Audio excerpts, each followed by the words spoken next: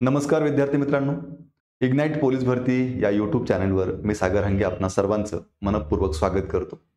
विद्यार्थी मित्रांनो, थोड्याच दिवसामध्ये महाराष्ट्र पोलीस भरतीला सुरुवात होत आहे आणि पहिल्याच प्रयत्नामध्ये जर तुम्हाला या भरतीमध्ये भरती होऊन पोलीस व्हायचं असेल तर तुमचं दिवसाचं नियोजन कसं असलं पाहिजे अभ्यासाचं, या विषयावरती आज आपण बोलणार आहोत। विद्यार्थी मित्रांनो, सगळ्यात आधी एक गोष्ट लक्षात घ्या, जर आता तुम्हाला या पहिल्या प्रयत्नामध्ये किंवा येणाऱ्या भरतीमध्ये भरती होऊन जर पोलीस व्हायचं असेल तर काही नियम तुम्ही पाळणं गरजेचं आहे। जसं की आता वेळ कमी आहे आपल्याकडे, कारण आता पुढच्या महिन्यामध्ये जाहिरात निघेल, म्हणजे भरती प्रक्रियेला सुरुवात होईल आणि पुढच्या 3-4 महिन्यामध्ये हे सगळं पूर्ण होईल। जर आपल्याला पुढच्या 4 ते 5 महिन्यामध्ये अंगात खाकी वर्दी परिधान करून पोलीस व्हायचं आहे तर मग आपल्याला थोडीशी जास्त मेहनत ही घ्यावी लागेल, आपल्याला शिस्त अंगी बाळगावी लागेल। मग सगळ्यात पहिला नियम आपल्याला काय लक्षात ठेवायचा आहे ते म्हणजे काहीही झालं तरी दररोज किमान 8 तास अभ्यास आपल्याला करायचा आहे। बघा, परीक्षा लांब असते अजून तर मी सांगितलं असतं की 5-6 तास अभ्यास केला तरी चालतं, पण आता परीक्षा किंवा भरती प्रक्रिया ही पुढच्या काही दिवसांमध्ये लगेच सुरू होते आणि आपल्याकडे वेळ कमी आहे, त्यामुळे आपल्याला दररोज 8 तास अभ्यासाला द्यायचाच आहे।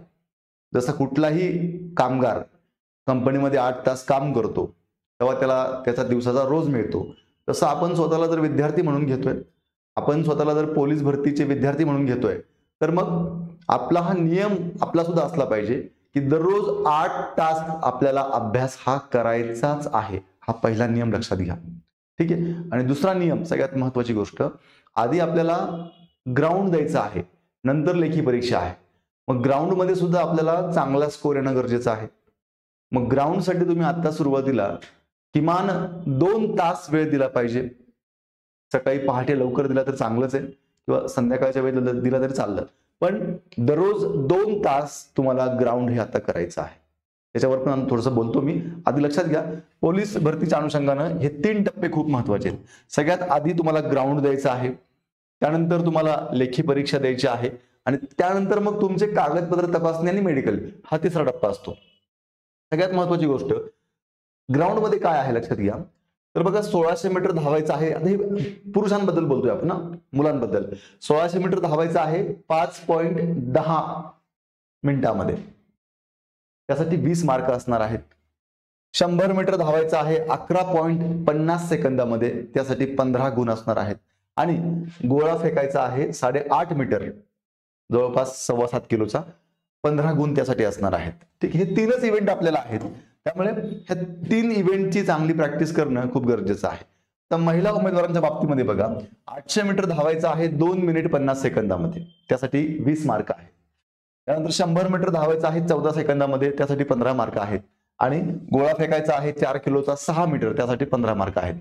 अशी एकूण 50 मार्कांची ही मैदानी चाचणी स्त्रियांना आणि पुरुषांना देखील 50 मार्काची मैदानी चाचणी द्यायची आहे। मग आता लगेच मी तुम्हाला म्हणणार नाही की चला दररोज तुम्ही सकाळी 2 तास जा, संध्याकाळी 2 तास ग्राउंडवर जा, असं मी म्हणणार नाही, कारण आता आपण सगळे नव्यानं सुरुवात करताय, त्यामुळे थोडासा आपला सवय लागेपर्यंत, थोडा स्टॅमिना बिल्डअप होईपर्यंत आपल्याला थोडासा शांततेने, हळुवारपणे ह्या सगळ्या गोष्टीतून जावं लागेल।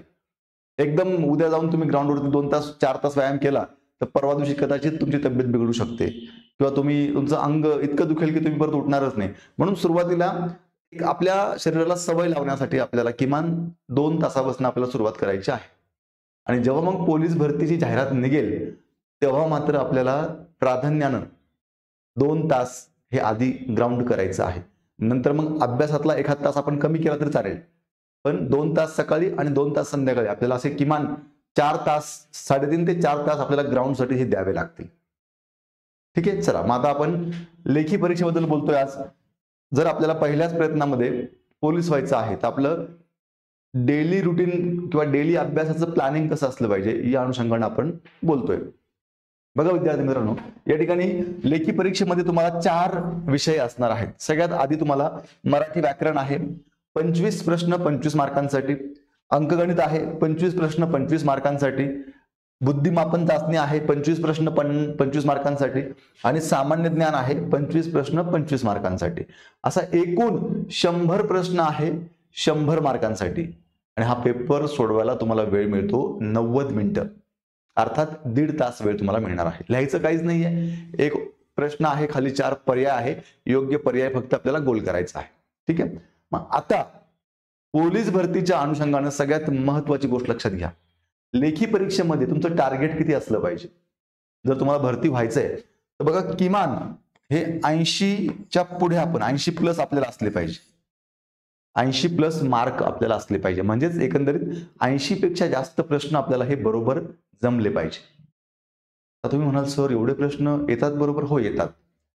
कसे येतात तेही सांगतो आणि ते येण्यासाठी काय करावं लागतं तेही सांगतो. बघा आता याच्यामध्ये हे जे पहिले 3 विषय तुम्हाला दिसत आहेत, हे पहिले 3 विषय, हे जे पहिले 3 विषय आहेत, मराठी, अंकगणित आणि बुद्धिमत्ता, याचे ना 75 प्रश्न असणार आहेत तुम्हाला. आणि एक गोष्ट लक्षात घ्या, हे या 3 विषयांना ना हक्काचे विषय म्हणतात. याचे मार्क जात नाही, कारण लिमिटेड पुस्तकं आहेत. त्या पुस्तकातून तुम्ही व्यवस्थित जर अभ्यास केला, व्यवस्थित रिव्हिजन दिली, मागच्या प्रश्नपत्रिका व्यवस्थित सोडवल्या, तर इथे भरपूर असे मुलं आहेत की जे 75 पैकी 75 मार्क घेतात. मी तुम्हाला म्हणतच नाही की तुम्ही 75 पैकी 75 घ्या, पण ऍटलिस्ट तुम्ही 75 पैकी 65-70 पर्यंत जाणं अपेक्षित, लक्षात घ्या. आणि हे जाता येतं कसं लक्षात घ्या. आता मराठी व्याकरण, त्याचा अभ्यास कसा करायचा आहे हे पण मी तुम्हाला सांगतो. आता मराठी व्याकरण जे आहे ते मी तुम्हाला 2 पुस्तकं प्राधान्यानं सजेस्ट करेल. एक म्हणजे बाळासाहेब शिंदे सरांचं पुस्तक आणि दुसरं म्हणजे मोरा वाळंबे सरांचं पुस्तक. या दोनपैकी कोणतंही एक पुस्तक आपण जर घेतलं आणि व्यवस्थित त्या पुस्तकामध्ये जे टॉपिक दिलेले आहेत पोलीस भरतीच्या अनुषंगानं, हे सगळे टॉपिक तुम्ही व्यवस्थित वाचा, त्याला व्यवस्थित समजून घ्या, नंतर ते पाठच करून टाका. 25 पैकी 25 प्रश्न हे मराठी व्याकरणामध्ये येतात, हे लक्षात घ्या. एकाच पुस्तकातनं, काही फार पुस्तकं वाचायची गरज नाही. त्यानंतर अंकगणित. अंकगणितासाठी विद्यार्थी मित्रांनो, अंकगणित आणि बुद्धिमत्ता हे दोन्ही पुस्तकं जे आहेत ना, हे आता एकत्रितच येतात, लक्षात घ्या. सेपरेट सेपरेट पण येतात किंवा एकत्रित पण येतात. मग यासाठी मी तुम्हाला सजेस्ट करेल, एकतर तुम्ही नितीन महाले सरांचं पुस्तक घेऊ शकतात, अंकगणित आणि बुद्धिमत्तेला, खूप सुंदर पुस्तक आहे. किंवा मग तुम्ही सतीश वसे सरांचं पुस्तक घेऊ शकता. ठीक आहे. किंवा मग पठाण सरांचं पुस्तक आहे, तेही चांगलं आहे. ठीक आहे. तुम्हाला जे पुस्तक उपलब्ध होईल, किंवा मग अनिल अंकलागी सरांचं पुस्तक आहे. शेवटी पुस्तक कुठलंही घेतलं तरी तुम्हाला प्रॅक्टिस भरपूर करावी लागते, हे लक्षात घ्या. त्यामुळे इथे तुम्हाला आउट ऑफ मार्क येण्याची दाट शक्यता असते. इथे तुम्हाला किमान 75 पैकी 70 पर्यंत किंवा 65 ते 70 पर्यंत जायचंच आहे, हे लक्षात घ्या. आणि हे जाता येतं. आता पुढे राहिला विषय सामान्य ज्ञानचा. आता सामान्य ज्ञानमध्ये प्रामुख्याने 4-5 विषय आहेत. त्यातला सगळ्यात महत्वाचा विषय आहे चालू घडामोडी. बरोबर आहे, चालू घडामोडी. आता याच्यामध्ये ना चालू घडामोडी, भूगोल, इतिहास आणि थोडंसं राज्यशास्त्र या अँगलने प्रश्न असतात. ठीक आहे. म्हणजेच एकंदरीत तुम्हाला चालू घडामोडीचे 5 प्रश्न आणि मग उर्वरित बाकी विषयांचे म्हणजे हिस्ट्रीचे 4-5, भूगोलाचे 3-4, राज्यशास्त्राचे 2-3, असे एक साधारणतः प्रश्न तुम्हाला टोटल इथे 25 प्रश्न विचारतात. मग आता इथे काय होतं, इथे तुमचे थोडेसे मार्क कमी होण्याची शक्यता असते, कारण याचा आवाका मोठा आहे. जसं इथे मराठीला एकच पुस्तक करायचं आहे, अंकगणिताला एकच पुस्तक आहे, बुद्धिमत्तेला एकच पुस्तक आहे, तसं सामान्य ज्ञान, त्याला आपण GK-GS म्हणतो, ते एकाच पुस्तकातनं वाचून आउट ऑफ मार्क येतील याची गॅरंटी देता येत नाही. त्यामुळे इथे आपण थोडंसं कमी पडलो किंवा कमी मार्क्स आले तरी चालतील, पण इथे मात्र तुम्हाला हक्काचे मार्क आहेत ते घ्यायचेच आहेत, लक्षात घ्या. मग आता इथे पण मार्क सोडून चालणार नाही. तुम्ही म्हणाल की सर मग वरचे 3 विषय आम्ही खूप परफेक्ट करतो आणि मग खालच्या विषयाकडे थोडंसं दुर्लक्ष करतो, तर असं चालणार नाही, लक्षात घ्या. आता हा खालचा विषय सुद्धा आपल्याला मार्क देऊन जातो, फक्त आपल्याला हे व्यवस्थित कळलं पाहिजे की वाचायचं काय. मग सगळ्यात आधी चालू घडामोडी, आता लगेच तुम्हाला वाचायचं नसेल तर काही आवश्यकता नाही, वाचू नका. जेव्हा पोलीस भरतीची जाहिरात निघेल त्याच्या आधी किमान 6 महिन्याच्या चालू घडामोडी तुम्ही वाचणं गरजेचं आहे. तेव्हा मग मार्केटमध्ये खूप सारे पुस्तकं येतात, तेव्हा मी तुम्हाला सांगेल कोणतं पुस्तक वाचायचंय. आता त्याचा फारसा लोड येऊ नका. आणि त्यानंतर मग सामान्य विज्ञान, सामान्य ज्ञान, ज्याला आपण GS म्हणतो, यासाठी ना 2 गोष्टी प्रामुख्याने आपण केल्या पाहिजे. एक म्हणजे 5वी ते 10वीची पुस्तकं सगळी वाचा. आता बरेच लोक म्हणतात की त्याची गरज पडत नाही, पण माझं म्हणणं आहे वाचा. तुमच्याकडे वेळ आहे, कारण तुमचा बेस फाउंडेशन खूप चांगलं होतं. 5वी ते 10वीचं व्यवस्थित वाचा, त्याच्या व्यवस्थित नोट्स काढा आणि नंतर मग तुम्हाला एक 2-3 पुस्तकं सांगतो. एक तर तुम्ही सह्याद्रीचा ठोकळा घेऊ शकता, किंवा तुम्ही एकनाथ पाटलांचा ठोकळा घ्या. आता एकनाथ पाटलांचा ठोकळा थोडासा हेवी होतो असं मुलांचं म्हणणं आहे, पण अलीकडच्या काळामध्ये वाढत असलेलं कॉम्पिटिशन, विद्यार्थ्यांची वाढती फॉर्म भरण्याची संख्या आणि जागांचं कमी प्रमाणात येणं, ह्या सगळ्या गोष्टींचा विचार केला तर आपला अभ्यास आता खूप चांगला असणं गरजेचं आहे. कारण अख्खा महाराष्ट्र तयारी करतोय. मग एकदाच तुम्ही एकनाथ पाटील ठोकळा व्यवस्थित करा, त्याला खूप वेळा वाचा, त्याचं खूप वेळा रिव्हिजन करा, त्याला पाठच करून टाका. तुम्हाला पोलीस भरती बरोबरच इतर कुठलीही परीक्षा द्यायची असेल तरी त्याचा फायदा तुम्हाला हा होणारच आहे, हे लक्षात घ्या. ठीक आहे. आता पुस्तकांबद्दल आपण बोललोय, मग दररोजचं नियोजन साधारणतः अभ्यासाचं कसं असलं पाहिजे यावरती आपण थोडक्यात बोलूया. बघा, आता या ठिकाणी बघा विद्यार्थी मित्रांनो, सगळ्यात महत्वाची गोष्ट इथे पहिला नियम काय आपल्याला दररोज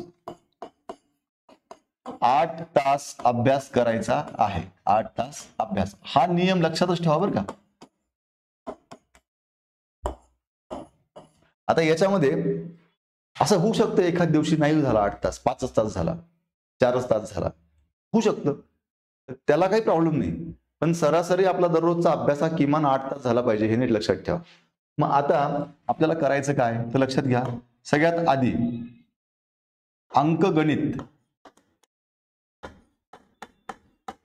अंकगणित आणि बुद्धिमापन चाचणी, ज्याला आपण बुद्धिमत्ता म्हणतो, इथे 2 विषय आहेत ना, याची खूप चांगली प्रॅक्टिस तुम्हाला करायची आहे, तरच तुम्हाला आउट ऑफ मार्क येतील. तुमचं गणित आता कितीही कच्चा असू द्या किंवा पक्का असू द्या, काही फरक पडत नाही. जेवढी चांगली प्रॅक्टिस कराल तेवढे चांगले मार्क इथे 100% येतात.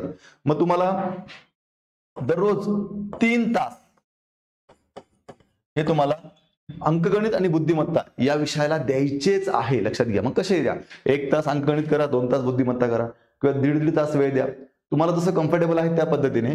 शक्यतो ज्या वेळेस तुम्हाला फार तुमचं कॉन्सन्ट्रेशन होत नाही किंवा अभ्यासाचा कंटाळा आला असतो त्यावेळेस शक्यतो गणित बुद्धिमत्ता सोडवा, आणि बाकी जेव्हा तुमचा फ्रेश मूड असतो तेव्हा मात्र प्रामुख्याने तुम्ही जीएस आणि मराठी व्याकरण वाचणं गरजेचं आहे. मग लक्षात घ्या. मग आता पुढे आपला जो तिसरा हक्काचा विषय आहे तो म्हणजे मराठी. आता मराठीला विद्यार्थी मित्रांनो मी तुम्हाला सांगेल की अजून जाहिरात यायची आहे, भरती प्रक्रियेला सुरुवात होणार आहे, म्हणून तुम्ही दररोज 1 तास जरी मराठी व्याकरणला वेळ दिला, 1 तास तरी चालणार आहे. जेव्हा जाहिरात म्हणजे भरती प्रक्रियेला सुरुवात होईल त्यावेळेस आपल्याला ही टाइम टेबल थोडंसं बदलावं लागेल, तेव्हा आपण पुन्हा चर्चा करू. पण आता तुम्ही दररोज किमान 1 तास जरी वेळ दिला मराठी व्याकरणाला तरी चालणार आहे. कारण दररोज एक टॉपिक जर तुम्ही वाचला आणि ठेवून दिलं तरी चालतं. असं होत नाही की रोज 4 तास मराठी व्याकरण वाचतंय सगळं समजतंय, नाही, तिथेही कंटाळायला लागतो. त्यामुळे 1 तास वाचा आणि ठेवून द्या मराठी व्याकरण. त्यानंतर मग बघा, त्यानंतर सगळ्यात महत्वाची गोष्ट, आता जीएस किंवा जीके याला तुम्हाला दररोज 3 तास द्यायचे आहेत, हे लक्षात घ्या. 3 तास. आता जीके किंवा जीएस याचा अभ्यास करताना मी तुम्हाला पुस्तकं सांगितलेली आहेत. उदाहरणार्थ तुम्ही जर भूगोल वाचताय तर भूगोल असं नाही करायचं की आज भूगोल वाचलं उद्या इतिहास वाचू परवा राज्य घटना वाचू, असं नाही, मग लिंक तुटून जाते. तुम्ही काय करायचं, सोमवार ते शनिवार हे फिक्स टाइम टेबल ठेवायचं. रविवारी हवं तर सुट्टी घ्या, काही अडचण नाही, पण सोमवार ते शनिवार हे एकदम परफेक्ट नियोजन असलं पाहिजे. मग त्यातही शनिवारी मी तुम्हाला एक वेगळी ऍक्टिव्हिटी सांगणार आहे. फक्त सोमवार ते शुक्रवार, सोमवार मंगळवार बुधवार गुरुवार शुक्रवार हे 5 दिवस स्वतःशी एकदम प्रामाणिक राहून जो टाइम टेबल तुम्ही बनवलाय त्याच्याशी प्रामाणिक राहायचं. मग आता जीके जीएस जे आहे त्याला दररोज 3 तास वेळ द्यायचा. आता हा 3 तास वेळ कसा द्यायचा, तर एकच विषय वाचायचा, 2 विषय घ्यायचे नाहीत. समजा भूगोल वाचताय ना तर भूगोलच व्यवस्थित वाचायचा. मग सोमवारी भूगोल, मंगळवारी भूगोल, बुधवार गुरुवार शुक्रवारी भूगोल ठेवून द्यायचा, जेवढा झाला तेवढा झाला. पण सोमवार ते शुक्रवारी एकच विषय वाचायचा, लक्षात घ्या. हे तर आपल्याला दररोज करायचं आहे, पण जीएस वाचताना एकच विषय दररोज करायचा 5 दिवस. बरं, शनिवारी काय करायचं याच्यावरती बोलतो, पण आधी हे लक्षात घ्या. मग आता 5वी गोष्ट, हे तुम्ही जेवढं अभ्यास करणार दिवसभरात त्याच्यावर मागील प्रश्न सोडवायचे, त्याच्यावरती मागील प्रश्न वाचायचे किंवा सोडवायचे. 1 तास. किती झाले, 3 आणि 3 6 7 8 तास झाला आपला अभ्यास. चला, हा झाला तुमचा 8 तास अभ्यास. आता विद्यार्थी मित्रांनो याच्यामध्ये मी तुम्हाला परत सांगतो, कधी एखाद दिवस 1-2 तास पुढे मागे होऊ शकतात, त्याचं फारसं टेन्शन घेऊ नका. पण इथपर्यंत पोहोचण्याचा प्रयत्न करा. ठीक आहे, चला मग आता हे झालं 8 तास अभ्यास. पुढची गोष्ट, मग आपल्याला शनिवारी काय करायचं आहे बघा. शनिवारी आवर्जून बघा, शनिवारी काय होतं, आपण सोमवार ते शुक्रवार एकदम 8-8 तास अभ्यास करतोय, 2 तास ग्राउंड करतोय. साहजिक आहे, आपण सर्वसाधारण कुटुंबामध्ये राहतो किंवा आपण आपल्या घरी शेती असते, तर आपल्या मागे काही कामं असू शकतात, काही जबाबदाऱ्या असू शकतात. तर अशा वेळेस तुम्ही जी काही कामं तुमची आठवड्याची पेंडिंग असतील किंवा जी काही कामं करणं गरजेचं असेल, ती कामं शक्यतो शनिवारी करण्याचा प्रयत्न करायचा. मग शनिवारी अभ्यासाला 8 तास द्यायची गरज नाही. मग शनिवारी काय करायचं प्रामुख्यानं, शनिवारी तुम्ही 2 प्रश्नपत्रिका सोडवायच्या आहेत. ठीक आहे, 2 प्रश्नपत्रिका. वेळ लावून ना, जेवढा वेळ तुम्हाला 90 मिनिटांचा असतो पोलीस भरतीला, तेवढा वेळ द्यायचा आणि तेवढा 2 प्रश्नपत्रिका सोडवायच्या. किती प्रश्न बरोबर येतात, किती चुकतात, हा हिशोब नंतर करायचा. आपल्याला ते पेपरचं मॅनेजमेंट जमलं पाहिजे, आपला माइंडसेट तयार झाला पाहिजे. म्हणून घड्याळ लावून आपण 2 तास पेपर सोडवायचा, 90 मिनिटं पेपर सोडवायचा, 2 प्रश्नपत्रिका सोडवायच्या आहेत आपल्याला. दर शनिवारी किती सोडवायच्या, 2 प्रश्नपत्रिका. आणि ह्या 2 प्रश्नपत्रिका सोडवायच्या आणि 1 तास दर शनिवारी काय करायचं, 1 तास जिल्हा माहिती. म्हणजे तुम्ही ज्या जिल्ह्यामधून फॉर्म भरणार आहात, आता उदाहरणार्थ तुम्ही समजा सातारामधनं फॉर्म भरणार आहे पोलीस भरतीला, तर सातारा जिल्ह्याची माहिती पेपरला येणं अपेक्षित आहे ह्या GS मध्येच. ठीक आहे, मग तुम्ही दररोज दर शनिवारी किमान 1 तास तुमच्या जिल्ह्याचं जे वैशिष्ट्य असेल, तुम्ही ज्या जिल्ह्यातनं फॉर्म भरताय त्या जिल्ह्याचं हिस्ट्री, त्या जिल्ह्याची जॉग्राफी, त्या जिल्ह्याचे पॉलिटिकल गोष्टी, त्या जिल्ह्याचे जिल्हाधिकारी, त्या जिल्ह्याचे पोलीस आयुक्त किंवा प्रशासकीय सगळे अधिकारी, हे सगळं तुम्हाला माहिती असणं गरजेचं आहे. कारण त्याच्यावरती पुन्हा 2 ते 3 प्रश्न येऊ शकतात. त्यामुळे जिल्ह्याची माहितीला रोज वेळ द्यायची गरज नाहीये, पण दर शनिवारी आपण 1 तास जिल्हा माहितीला देऊ शकतो. मग अशा पद्धतीनं 2 प्रश्नपत्रिका आणि 1 तास जिल्ह्याची माहिती, असा सगळा हा वेळ तुम्ही शनिवारी याला द्यायचा आहे. आणि राहिलेला सगळा वेळ तुमचे जे काही कामं पेंडिंग असतील किंवा तुमच्या ज्या काही घरातल्या जबाबदाऱ्या असतील त्यासाठी तुम्ही वेळ देऊ शकतात. आणि रविवारी मात्र तुम्हाला मी सांगेल, रविवारी तुमच्याकडे 2 गोष्टी आहेत. एक तर तुम्ही पूर्ण दिवस सुट्टी घेऊ शकता किंवा तुम्ही अर्धा दिवस अभ्यास करू शकता. ठीक आहे, आता हे लक्षात घ्या, अजून जाहिरात यायची आहे म्हणून मी तुम्हाला ही सूट देतोय. रविवारी अडचण नाही, रविवारी तुम्ही सुट्टी घ्या किंवा तुम्हाला वाटतंय की मला पूर्ण दिवस सुट्टीची गरज नाहीये, तर अर्धा दिवस अभ्यास करा, काही प्रॉब्लेम नाही. पण ह्या पद्धतीने तुम्ही जर टाइम टेबल फॉलो केलं विद्यार्थी मित्रांनो, तर मला खात्री आहे निश्चितपणे येणाऱ्या पहिल्याच पोलीस भरतीमध्ये तुम्ही पास होऊ शकतात. हे लक्षात घ्या. मग आता जर तुम्हाला असं वाटतंय की आम्हाला ह्याच्यासोबतच जर योग्य गायडन्स असेल तर निश्चितपणे आम्ही याच्यामध्ये यश मिळवू शकतो, तर तुमच्या सर्वांसाठी इग्नाइट अकॅडमीच्या माध्यमातून पोलीस भरतीची एक लाईव्ह बॅच आपण सुरू केलेली आहे. त्याचे आता डेमो लेक्चर सुरू आहेत, ऍपवरती लेक्चर लवकर सुरू होतील. ही लाईव्ह बॅच असणार आहे, live plus recorded. Live lecture नाही बघता आले तर तुम्ही तेच लेक्चर परत कधीही रेकॉर्ड स्वरूपात बघू शकतात. आणि आपल्याकडे दुसरी एक रेकॉर्डेड बॅच आहे. ऑलरेडी आपण मागची पोलीस भरतीची बॅच घेतली आहे, तिला शिकवलेलं आहे, ही ती बॅच आहे. तुम्हाला वाटतंय की मला एकदमच पूर्ण बॅच घेऊन टाकायची आहे रेकॉर्डेड, तर ही पण बॅच तुम्ही घेऊ शकतात. तुम्हाला जी कम्फर्टेबल वाटेल ती बॅच तुम्ही घेऊ शकतात. आणि पोलीस भरतीला शिकवण्याचा त्यांचा खूप चांगला एक्सपिरियन्स आहे, जे गेली अनेक वर्ष या प्रक्रियेमध्ये आहे. असे सर्व शिक्षक तुम्हाला ह्या दोन्ही बॅचला शिकवायला असणार आहेत. तेव्हा आजच इग्नाइट अकॅडमीचं ऍप्लिकेशन डाउनलोड करा आणि तुम्हाला हवी असलेली पोलीस भरतीची बॅच जॉईन करा. विद्यार्थी मित्रांनो, खूप चांगली संधी आपल्या सर्वांसमोर आहे. या संधीचं आपल्याला सोनं करायचं आहे. या संपूर्ण प्रवासामध्ये तुम्हाला मदत करण्यासाठी आणि मार्गदर्शन करण्यासाठी इग्नाइट अकॅडमीची संपूर्ण टीम तुमच्या सोबत आहे. तेव्हा खूप चांगला अभ्यास करा आणि अंगात खाकी वर्दी परिधान करून समाजात स्टेटस निर्माण करण्याचं तुमचं जे स्वप्न आहे ते नक्की पूर्ण करा. यासाठी तुम्हा सर्वांना wish you very all the best.